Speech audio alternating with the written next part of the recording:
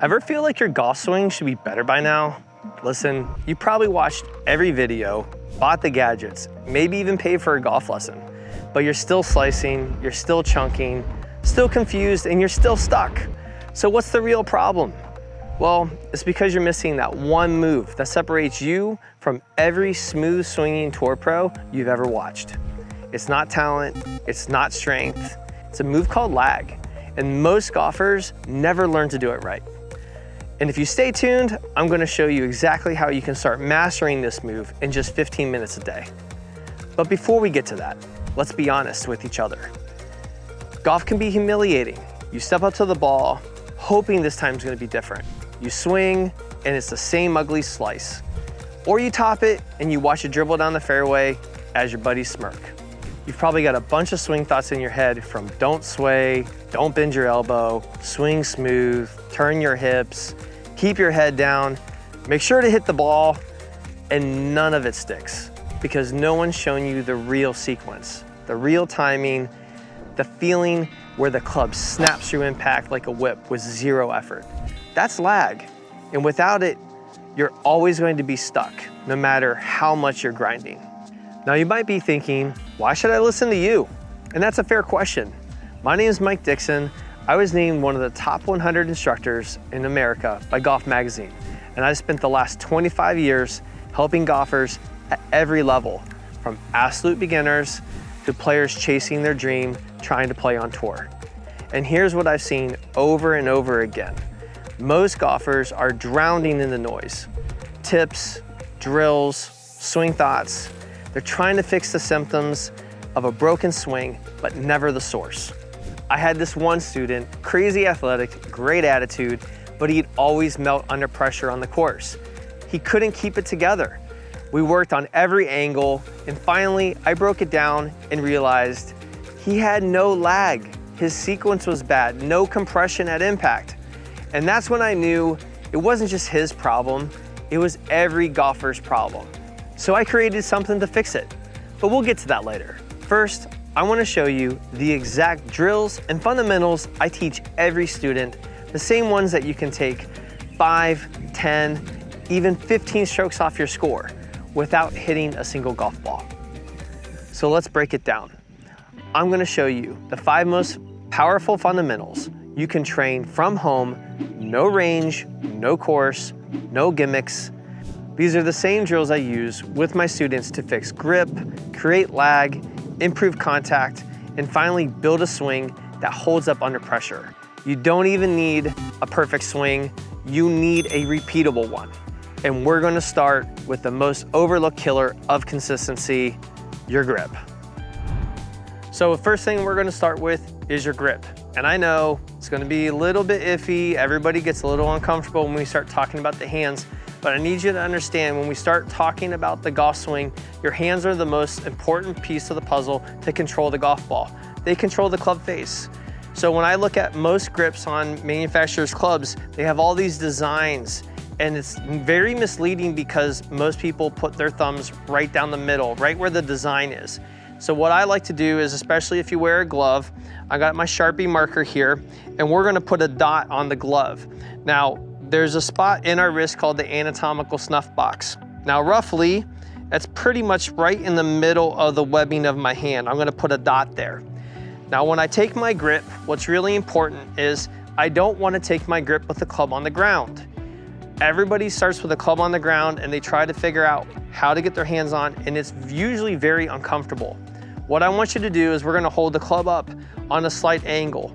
And you can see here how the club is actually pointing kind of towards my belly button. It's not straight up and down like a sword. So it's on a slight angle, and I'm gonna hold it with my right hand. And what you're gonna do with your glove hand is you're going to turn it slightly to the right and bend it back.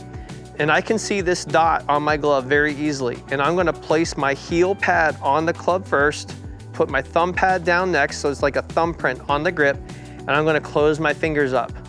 And now, because my hand is up on the club already, I can slide it down and cover that thumb up. I wanna have a little bit of pressure there. Now, when you do this, what you're gonna find, there's gonna be a little kink in your wrist. This is what we call a torn neutral grip. So when I go in and I slide this hand down, I'm not too worried about how you connect them. I'm more worried about the orientation. So if you want to hook it, that's fine. Now you might have to make an adjustment there because sometimes that starts to affect your right hand position. I just do an overlap grip where my hand's covering the thumb. And again, I like to hold it up here so when I go into my setup, my arms are already preset. That helps my distance from the golf ball and gets me really ready to make a great swing. All right, so now that you understand the grip and that's all locked in, let's fix the one move that breaks down 90% of amateur swings. See, most golfers think they're rotating, but they're actually swaying. Here's a simple rule I give all of my students. Your voice box should never get in front of your belt buckle. Not at address, not at the top, not at impact, and not even at the finish. This one cue fixes reverse pivot, improves your balance, improves loading into your backswing, and helps deliver real power without that ugly sway. So after we get the grip down, we need to work on how much the body works.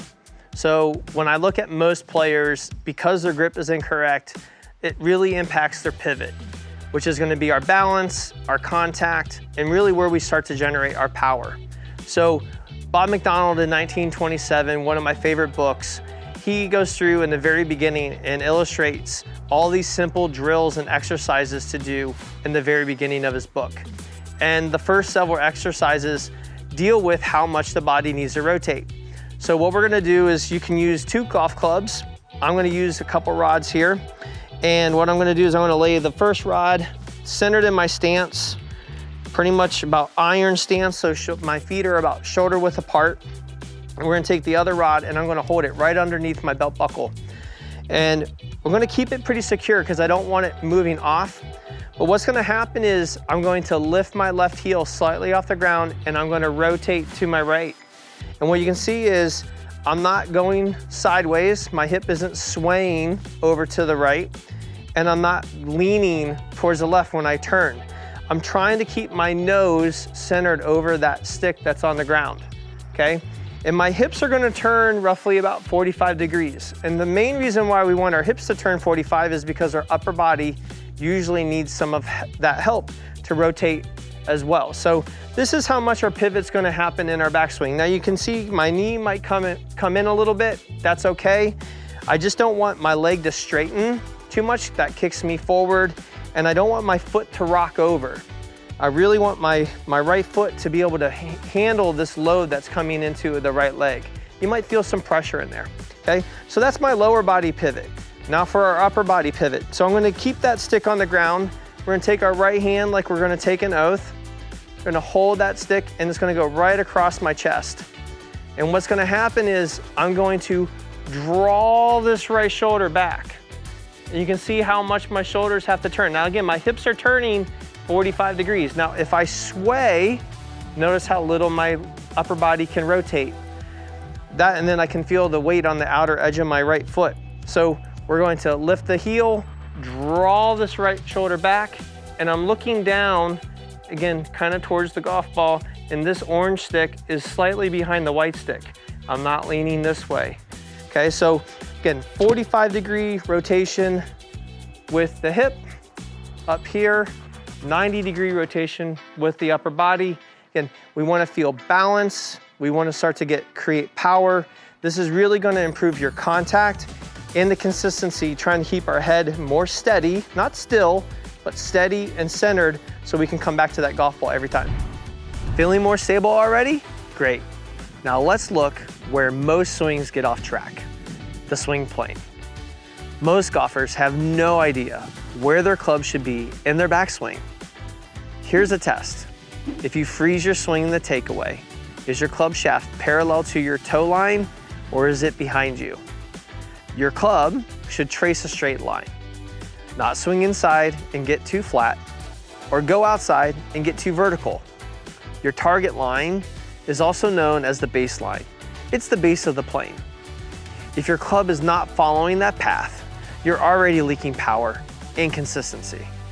Let's work on that now. So we've got our grip down, we've worked on our body pivot and how much we need to rotate. The next thing I need you to understand is where this golf club needs to go in the backswing. And I find a lot of players don't understand where the club really is or how it should get there.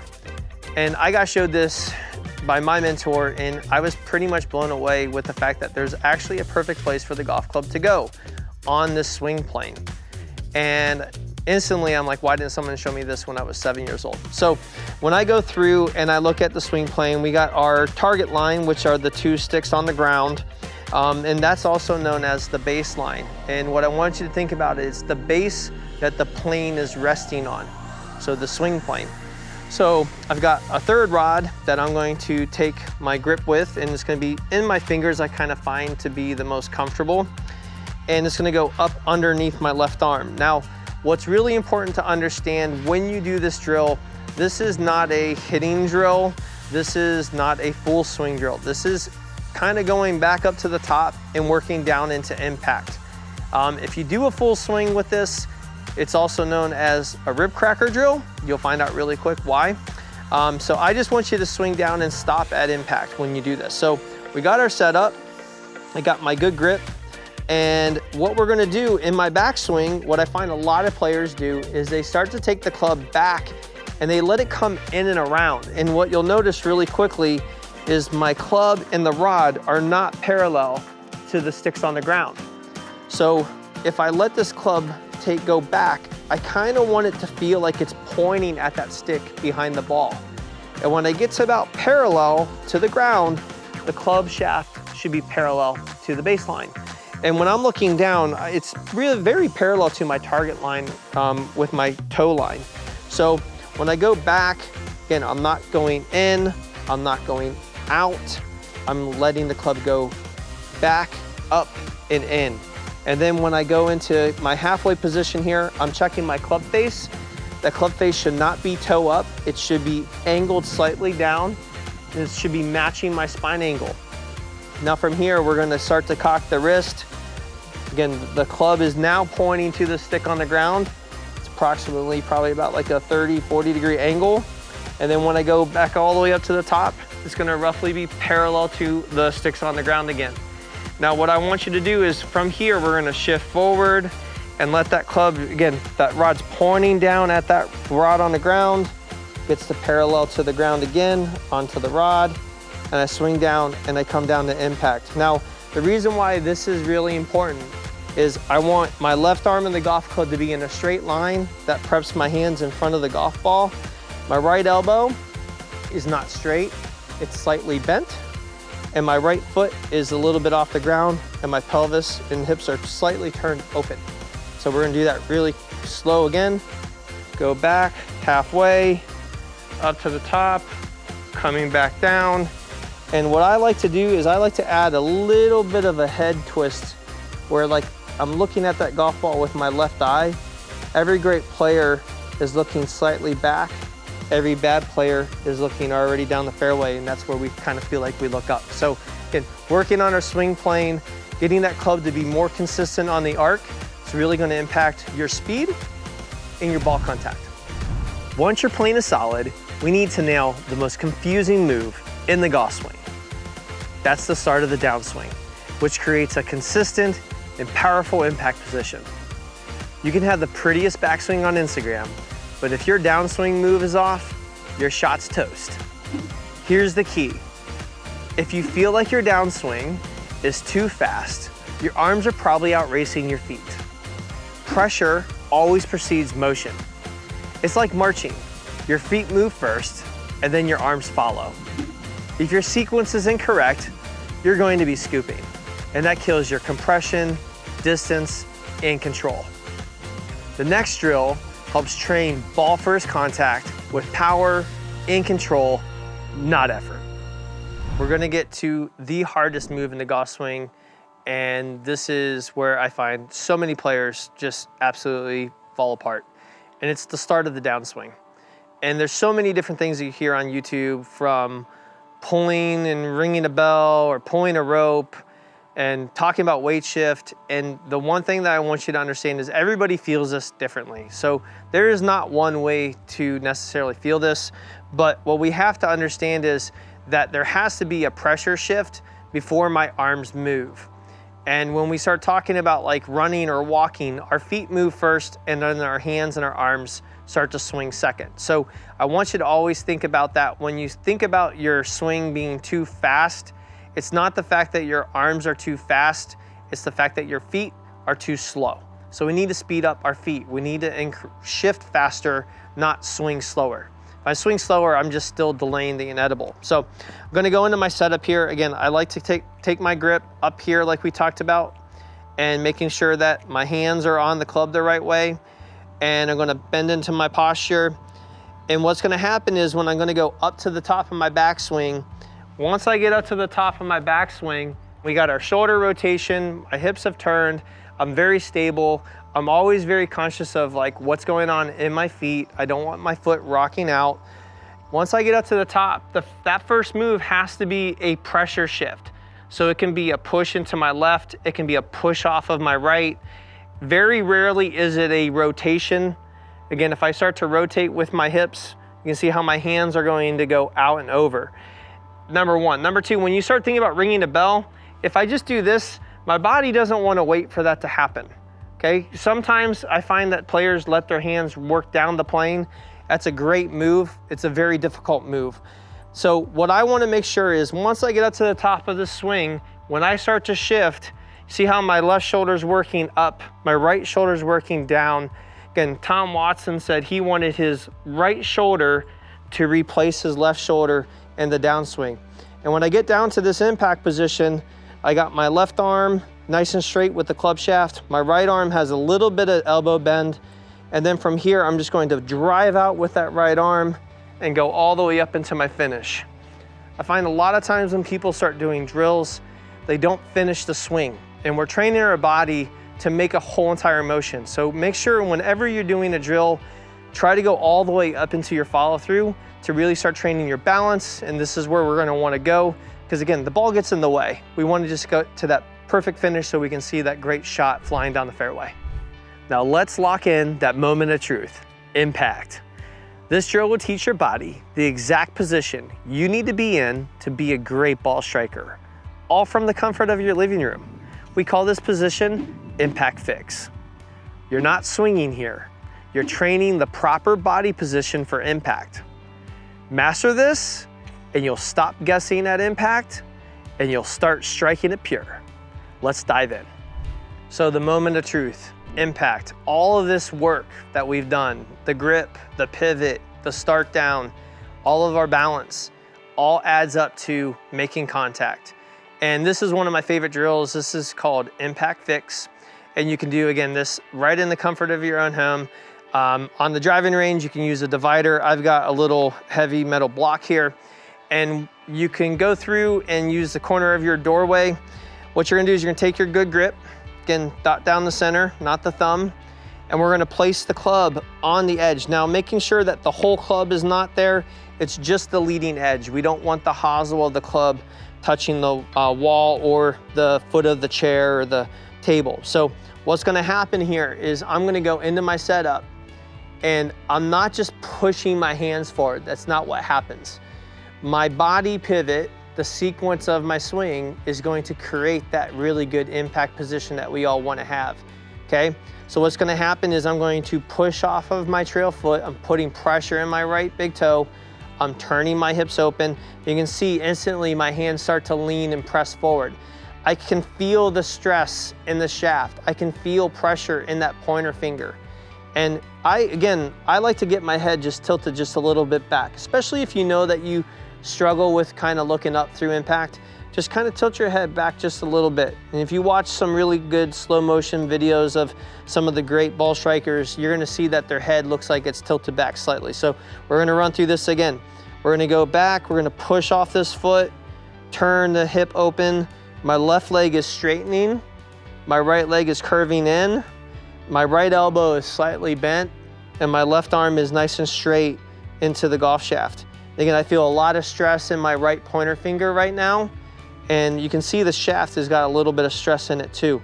This is where we want to be. Again, little head tilt back. So working on that, everything that we've done through the whole entire series here is all about getting to that point. If my grip is wrong, I can't do that. The club face is gonna be open. If my pivot's bad, I'm not gonna come back to impact consistently. So we have to understand we wanna build a framework and this foundation so that we can increase our consistency, increase the chance of really good contact, control, distance, and really start to build a golf swing that can handle going from the range to the course and be able to manage it under pressure. Now, if you actually do these drills, your swing will change. You'll feel more connected, more in control, and you'll start striking the ball cleaner than ever. But here's the truth. Most golfers won't stick with it. Not because they're lazy, but because they don't get feedback. You need to feel when you're doing it right and when you're doing it wrong. That's why I built something that makes these drills 10 times easier. Something that locks in the proper sequence, maximum lag, and consistent impact automatically. It's called the Lag Master. It's helped thousands of golfers finally build a swing that holds up under pressure. Let me show you how it works. It's a full swing training aid built to lock in the magic move. The same one every tour pro makes, and most amateurs never figure out. That move is called lag. Lag is the angle between your lead arm and the club shaft during the downswing. It's what creates effortless power, tour level compression, and pinpoint control. The problem? Most players release that angle way too early, what we call casting. The Lag Master forces you to sequence correctly and hold that lag. Deliver the club with a whip-like energy at the perfect time. It attaches right to your own club, so you're not swinging some weird training stick. You're training with your own gear. You get instant feedback, you feel when it's right and when it's wrong. And when your hands and body finally sync up, boom, that's when it all clicks. Thousands of golfers around the world are using the Lag Master, and the feedback has been incredible. And listen, here's the best part. Because you're watching this free training video, when you grab the Lag Master today, you're not just getting the training aid, you're getting the full system. The Lag Master Trainer, the tool that I use with every student to hardwire lag, train the proper swing plane, improve sequence, and master impact. Our complete drill library, PDFs and videos walking you through every step so you can train smarter, not harder. Access to our online private training community, real feedback, support, and accountability from golfers and coaches who are all leveling up. Special bonus, new content drops, live coaching, and exclusive upgrades as we continue to expand the platform. I'm also going to include a free copy of my Secrets to Short Game Mastery, so you can create a short game system around the green to stop throwing away shots. Plus, you'll also be entered to win a free spot to one of my Lag Master Academy golf schools. That's a $3,500 value. This isn't just a quick tip. This is the real fix. So here's the deal. If you're tired of being inconsistent, tired of wondering why the ball's going left, right, or nowhere, then this is your next move. And the most amazing thing for you, if it doesn't change your swing in the next 30 days, you're backed by our 30-day lag satisfaction guarantee. Try it, train with it. If you don't like it, it's not making a difference, send it back, no hassle. So click the button below, grab your Lag Master, and finally start training that one move that changes everything. This time, you're not guessing, you're locked in. Just to recap, when you order today, you're getting the Lag Master Swing Trainer, the complete drill library, full access to our private online training community, live coaching updates, new releases, and exclusive content, copy of my Secrets to Short Game Mastery, plus a chance to win a spot in my next Florida golf school. And that's all backed by our 30-day lag satisfaction guarantee. You've got nothing to lose except for your bad habits. So if you're serious about fixing your swing and you're done wasting time guessing, click on the button below. Let's get started. This is your moment. Let's build that swing you've always wanted together.